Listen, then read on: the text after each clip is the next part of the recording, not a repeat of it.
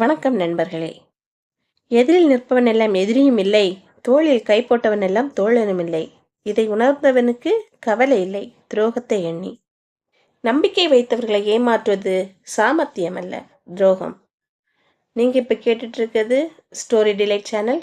வாங்க நம்ம இன்னைக்குள்ள கதைக்கு போவோம். முன்னொரு காலத்துல சந்தனப்பட்டிங்கிற ஒரு சின்ன ஊர்ல ஒரு உழவன் இருந்தான். அவனுக்கு 2 மகன்கள் இருந்தாங்க, சுரேஷ், மகேஷ், 2 பேர். அந்த உழவன் முதுமை காரணமாக இறந்துட்டாரு. அண்ணன் தம்பி இருவரும் இப்போ ரொம்ப வறுமையில் இருக்காங்க. அப்போது அண்ணன் சொல்கிறான், தம்பி நம்ம ரொம்ப கஷ்டப்பட்டு வேலை செய்கிறோம், இருந்துமே நம்மளால் 3 வேளை சாப்பாடு கூட ஒழுங்காக சாப்பிட முடியலை. அதனால் நான் ஃபஸ்ட்டு வெளியூர் போகிறேன். வெளியூரில் போய் அங்கே ஏதாவது வேலை செஞ்சு கொஞ்சம் பணம் சம்பாதிச்சிட்டு வரேன்.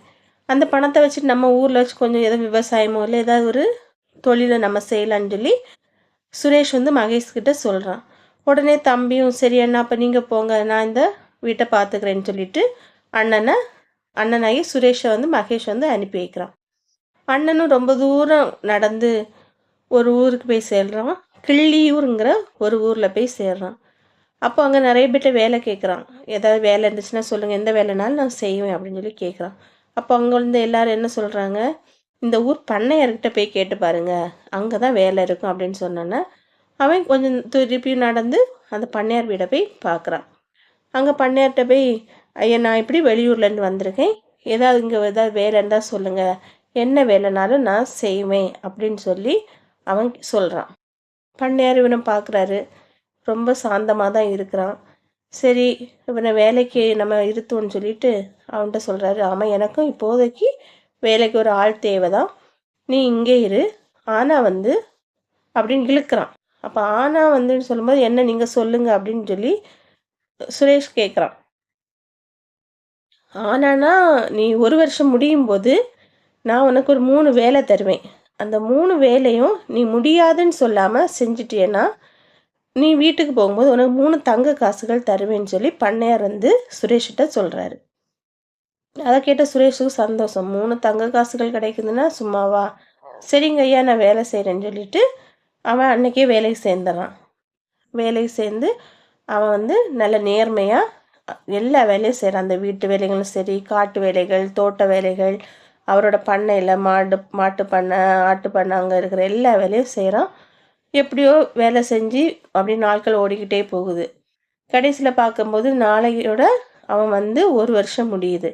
அப்போ அவன் மனசுக்குள்ளே நினைக்கிறான், நாளையோட நம்ம 1 வருஷம் முடியுது, நாளைக்கு எப்படி நமக்கு 3 தங்க காசுகள் கிடைக்கும், அதை வச்சு நம்ம ஊருக்கு போயிடணும், நம்ம தம்பி மகேஷை பார்க்கணும் அப்படின்னு சொல்லிட்டு சந்தோஷத்தில் இருக்கிறான். மறுநாள் காலையில் பண்ணையாரை போய் பார்க்கும்போது, ஐயா நான் என்னோட 1 வருஷம் முடியுது, அதனால் நீங்கள் எனக்கு சொன்ன மாதிரி அந்த 3 தங்க காசுகளையும் கொடுத்துட்டிங்கன்னா நான் ஊருக்கு கிளம்பிடுவேன் அப்படின்னு சொல்லி அப்படி பவ்யமாக கேட்குறான். பண்ணையார் இவனை எப்படியும் ஏமாத்தணும்னு அவர் முடிவு பண்ணிட்டாரு. உடனே சொல்கிறாரு, இன்றைக்கி மாலையோட தான் நீ 1 வருஷம் முடியுது, மாலையில் என்ன பாரு, ஈவினிங் பாரு அப்படின்னு சொல்லி அனுப்பிவிட்றாரு. அவனும் எப்பவும் இல்லை பகல் வேலைகள் என்னென்ன உண்டு எல்லா வேலையும் செய்கிறான், எதுவுமே யோசிக்கலை. சரி நமக்கு சாயங்காலம் எப்படி நம்ம பண்ணையர் நமக்கு தங்க காசுகள் கொடுத்துருவாரு, நம்ம வாங்கிட்டு அப்படி ஸ்பீடாக நடந்தால் நைட்டுக்குள்ளே நம்ம வீட்டுக்கு போய்க்கலாம் அப்படின்னு சொல்லி அவன் சந்தோஷத்தில் எல்லா வேலையும் முடிக்கிறான். மாலை வேலையும் வந்துச்சு. பண்ணையாரை பார்க்குறான். ஐயா நான் அன்னையோட வேலையில் முடிச்சுட்டேன், நீங்கள் தங்க காசு எனக்குள்ள சம்பளத்தை தாங்க, நான் கிளம்புறேன் அப்படின்னு. உடனே பண்ணையார் சொல்வார், 1 வருஷத்துக்கு முன்னாடி நான் உனக்கு ஒன்று சொன்னேன், நீ வேலை முடிச்சு போகும்போது நான் உனக்கு ஒரு 3 வேலைகள் தருவேன், அந்த 3 வேலையை நீ செஞ்சிட்டேன்னா உனக்கு 3 தங்க காசுகள் நான் தருவேன்னு சொன்ன மாதிரி நான் ஒரு 3 வேலை சொல்கிறேன், அந்த 3 வேலையை நீ செஞ்சுட்டு போன்னு சொல்கிறாரு. அப்போது சொல்லுங்கள் நான் செய்கிறேன் அப்படின்னு சொல்லும்போது முதல் வேலை என்ன சொல்கிறான்னா, அங்கே பாரு தூரமாக 2 ஜாடிகள் இருக்குது, 2 பீங்கான் ஜாடிகள், அது ஒன்று பெரிய ஜாடி, ஒன்று சின்ன ஜாடி. நீ என்ன பண்ணுற, அந்த பெரிய ஜாடியை எடுத்து சின்ன ஜாடிக்குள்ளே வைக்கணும் அப்படின்னு சொல்லி வேலை சொல்கிறாரு. உடனே சுரேஷ் யோசிக்கிறான், அது எப்படி முடியும், சின்ன ஜாடியை தூக்கி பெரிய ஜாடிக்குள்ளே வைக்கிறதுனா கூட வச்சிடலாம், பெரிய ஜாடியை தூக்கி எப்படி சின்ன ஜாடிக்குள்ளே வைக்க முடியும்னு சொல்லிட்டு, ஐயா அது எப்படி முடியாதில்ல அப்படின்னு. அப்போ பண்ணையார் சொல்கிறாரு, நீ செய்யாத ஒவ்வொரு வேலைக்கும் ஒவ்வொரு தங்க காசுகள் நான் கழிச்சிருவேன் அப்படின்னு சொல்கிறாங்க. உடனே அவன் நினைக்கிறான், சரி 2 தங்க காசாவது நமக்கு கிடைக்குமேன்னு சொல்லி சரி அடுத்த வேலை என்னன்னு கேட்குறான். அப்போ அடுத்த வேலை என்னன்னு கேட்டால், அந்த ஒரு அறை தெரியுதுல, அந்த ரூமில் ஈரமான நெல் மூட்டை இருக்குது. நீ அந்த நெல் மூட்டையை ரூமை விட்டு வெளியே எடுக்காமலே அதை காய வைக்கணும். அது உன்னால் முடியும்னா உனக்கு ஒரு தங்க காசு அப்படின்னு சொல்லி பண்ணையார் வந்து கர்வமாக சொல்கிறாரு. அப்பமா சுரேஷ் யோசிக்கிறான், அது எப்படி முடியும்? ரூமுக்குலேருந்து வெளியே கொண்டு வந்தால் தானே நம்ம வந்து வெயிலில் காய வச்சு நம்ம எடுத்து உள்ளே வச்சா பரவாயில்ல, இது உள்ளேருந்து எப்படி பண்ண முடியும்னு சொல்லிட்டு அவன் அமைதியாகவே நிற்கிறான். அப்படியா, அப்போ உன்னால் இதுவும் முடியாதில்ல அப்படின்னு சொல்லி பண்ணையார் நக்கலை அவனை பார்த்துட்டு, உன்னோட 2வது தங்க காசும் போயிடுச்சு அப்படின்னு சொல்கிறாரு. அவன் சுரேஷ் வந்து பண்ணையாரை பாவமாக பார்க்குறான். சரி 3வது வேலை என்னன்னு சொல்லுங்கள், அந்த ஒரு தங்க காசையுமாவது நம்ம வாங்கிட்டு போகலான்ங்கிற மனசில் அவன் நினச்சிட்டு அவன் கேட்குறான். 3வது வேலை என்னன்னா, பண்ணையார் சொல்கிறாரு, என்னோட தலையோட இடம் மட்டும் நீ எவ்வளோன்னு பார்த்து சொல்லணும் அப்படின்னு சொல்கிறாங்க. அப்போ சுரேஷ் வந்து அப்போ தான் அவனுக்கு தெரியுது, பண்ணையார் நம்மளை ஏமாற்ற பார்க்குறாரு அப்படின்னு நினச்சிட்டு, அது எப்படிங்க ஐயா முடியும், தலையை மட்டும் எப்படி எடை பார்க்க முடியும் அப்படின்னு சொல்கிறான்.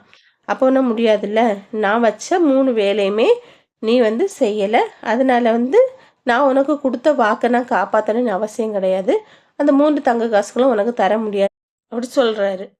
அப்போ அந்தால சுரேஷ் சொல்கிறான், 1 வருஷம் நான் உங்ககிட்ட உண்மையாக உழைச்சேன், ஆனால் நீங்கள் என்ன ஏமாற்றிட்டீங்க, எனக்கு கொஞ்சம் இரக்கம் காட்டுங்கன்னு சொல்லி கெஞ்சுறான். அதுக்கு பண்ணையார் சொல்கிறாரு, நான் சொன்ன 3 வேலையும் நீ செய்ய இல்லை, ஒப்பந்தப்படி உனக்கு நான் தர வேண்டிய 3 பொற்காசுகளையும் நான் தர மாட்டேன், நீ போ, நீ எவ்வளோ கெஞ்சினாலோ அழுதாலோ என் மனம் இறங்காது அப்படின்னு சொல்லி கண்டிப்பாக சொல்லிட்டு அவர் அந்த இடத்த விட்டு போயிடுறாரு. சுரேஷ் நல்லா அழுது பார்க்குறான், யாருமே அவனை கண்டுடவே இல்லை. சரி நம்ம இனி ஊர் பக்கமாவது போயிடும்னு சொல்லி அவன் அழுது நடந்து அப்படி ஊருக்கு வரான். ராத்திரி ஒரு 9 மணி போல் அவன் வீட்டு பக்கம் வந்தாச்சு. இங்கே வரும்போது மகேஷ் வந்து அண்ணனை எதிர்பார்த்துட்ருக்கான். 1 வருஷம் கழிச்சு நம்ம அண்ணன் வந்து ஏதாவது சம்பாதிச்சுட்டு வருவாங்க அப்படின்னு சொல்லி அண்ணன் எதிர்பார்த்துட்ருக்கான். இங்கே வரும்போது அண்ணன் அழுதுட்டு வரான். அப்போ என்ன அண்ணா, என்ன ஆச்சு, ஏன் நீ அழுகிற அப்படின்னு கேட்கும்போது சுரேஷ் வந்து இருந்தே எல்லா கதையும் சொல்கிறான்.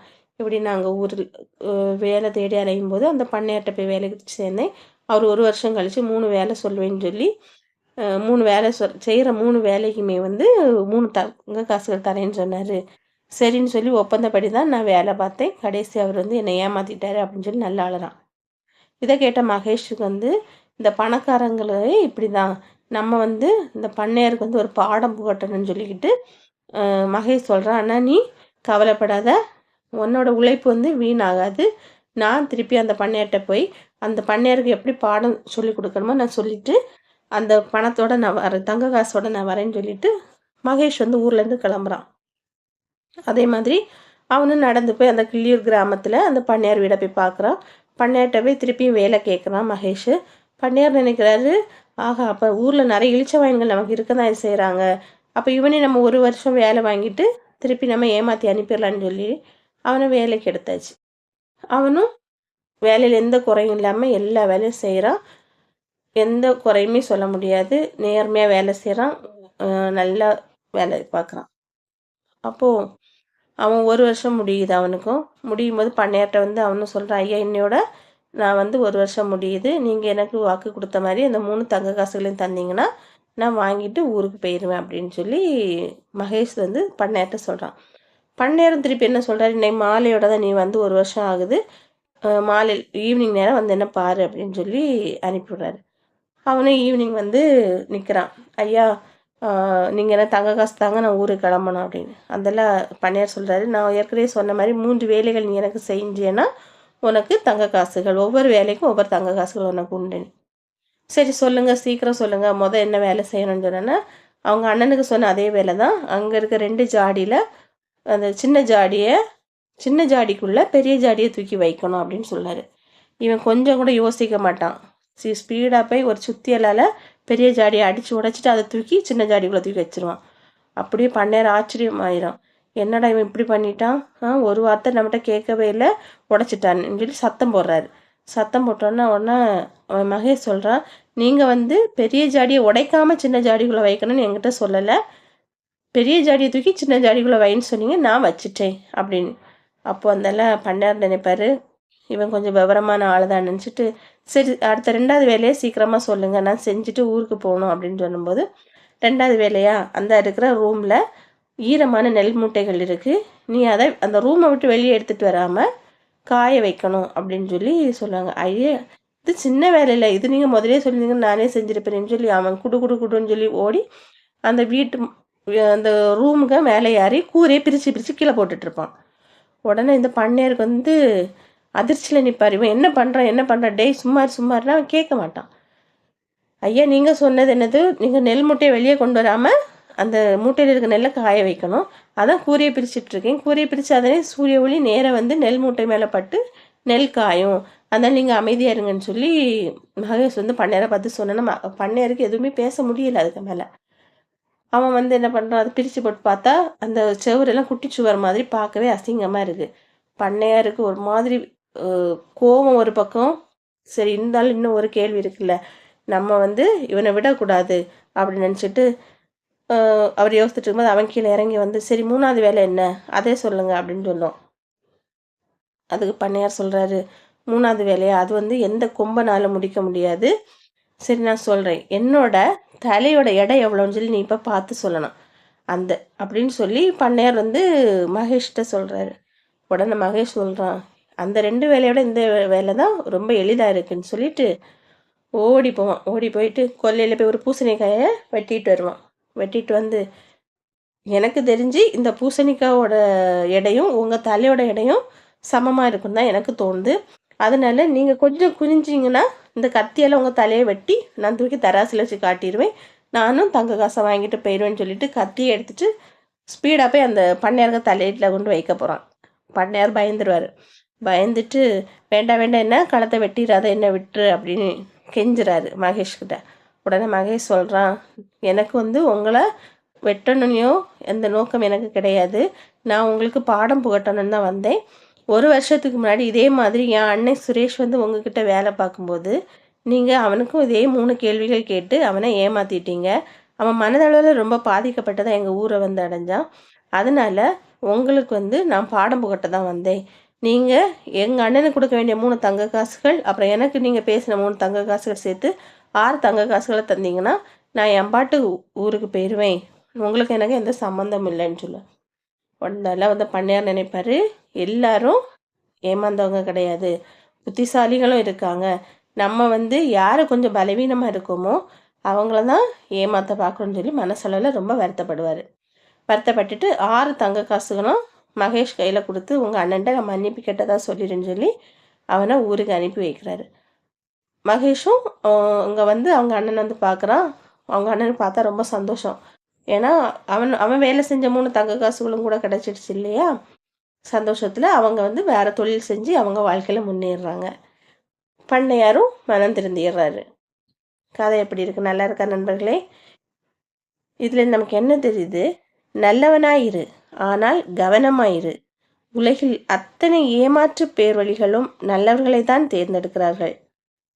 நம்பிக்கை வைத்தவர்களை ஏமாற்றுவது சாமர்த்தியமல்ல, அது மிகப்பெரிய துரோகம். எதிரில் நிற்பவன் எல்லாம் எதிரியும் இல்லை, தோளில் கை போட்டவன் எல்லாம் தோழனும் இல்லை. இதை உணர்ந்தவனுக்கு கவலை இல்லை துரோகத்தை எண்ணி. நன்றி.